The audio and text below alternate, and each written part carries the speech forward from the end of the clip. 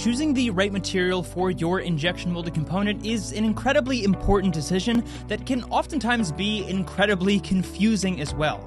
With dozens of materials to choose from and countless variable combinations to consider, it can be a bit overwhelming. Add on top of that the logistical and supply chain headaches that we have all been dealing with in today's world, and this can eventually seem like an impossible decision to make. So today let's break it all down and talk about 4 of the most important things to consider when selecting a material for your injection molded component. First, and perhaps most importantly, you need to understand what the device or plastic component is going to be used for. Does it need to be durable for repeated use, or is it a single-use product? Will it be in direct contact with humans, or perhaps even implanted into the human body? And if so, what FDA and other health and safety requirements must be met in order to bring that product to market? What is the temperature of the environment your product will be used in? How long does it need to last for? And are there any cosmetic requirements like surface finish or clarity? These are all important questions that need to be answered prior to making an informed decision.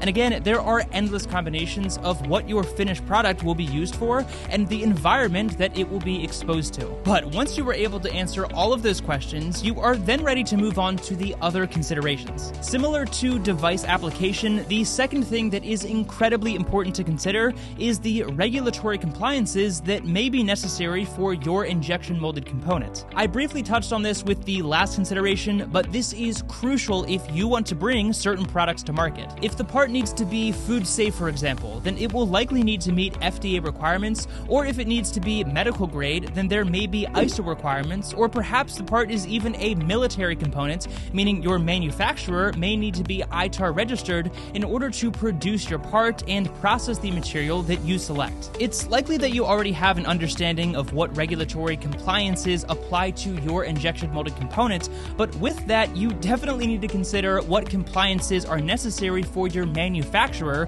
which is why Crescent is ITAR and FDA registered, as well as ISO 13485 certified in order to meet all of the manufacturing requirements of our customers. The third thing to consider when selecting a material for your injection molded part is probably at the front of everyone's mind, and that of course would be cost. It's no surprise that not all materials are created equal, and as a result, the cost of specific materials can vary drastically, especially in today's world. If there are cost parameters in place for your project, then it is best to make your plastic processor aware of that upfront so that they can help you determine the best resin for not only your part application, but one that will provide the best value as well. When talking about cost, it's also important to consider the abrasiveness of different materials and the effect that that can and likely will have on your injection molding toolset. Glass-filled materials, for example, are going to wear down a toolset much faster than a non-abrasive material, and therefore that tool will likely require more maintenance over the course of its life,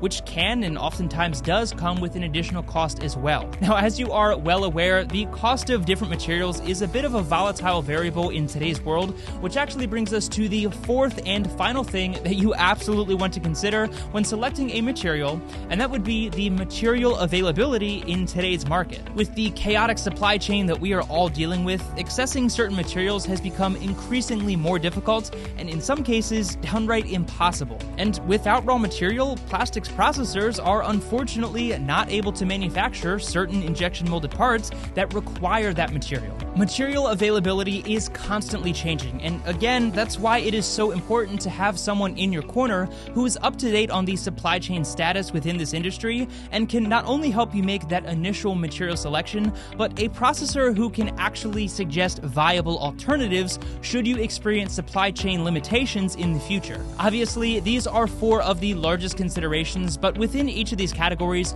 there are so many other variables to consider, including the mechanical requirements, material shrinkage, is it amorphous or semi-crystalline, is it compatible with certain chemicals, will this part need to be overmolded, what post-processing steps are required, and the list goes on. It can all be a little bit overwhelming, so if you have any questions at all, or if you'd like some assistance in selecting a material for your injection molded components, then feel free to reach out to our team here at Crescent Industries and view our material selection guide and blog post, which can all be found down in the description box below. And we'd love to learn more about your injection molding requirements and help bring your injection molded part to life.